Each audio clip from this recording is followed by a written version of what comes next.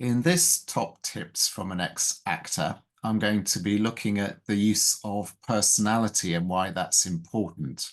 So whether you call it personality or whether you call it character or a style of behavior, doesn't really matter. But the point is about whether you're coming across to people in the way that you had intended or would intend.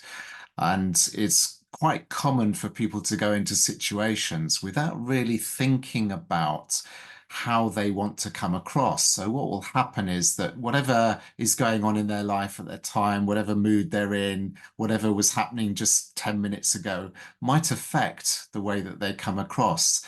And the kind of situations that I'm thinking of is if you were going into a meeting in the afternoon, let's say, of a day that's not gone very well, then if you're not careful, you could end up carrying a bit of negativity with you into that meeting. Or maybe you give a presentation, but you're feeling a bit tired or not so confident about it. And again, you might not come across as well as you could do or should do.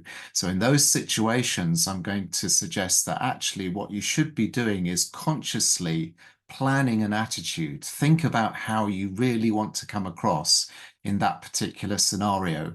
And that might be very different to the mood that you're in at that point in time. So you'll need to think about, how am I actually feeling right at this moment? How am I feeling about this meeting or this presentation or giving a team briefing to my team or whatever it happens to be? And then how do I actually want to come across? And then make that conscious decision to be it as much as you possibly can, either whether you want it to come across as friendly or maybe positive or maybe supportive or whatever you think is best, but just try and be that consciously. I hope that helps. Give it a try. Bye bye for now.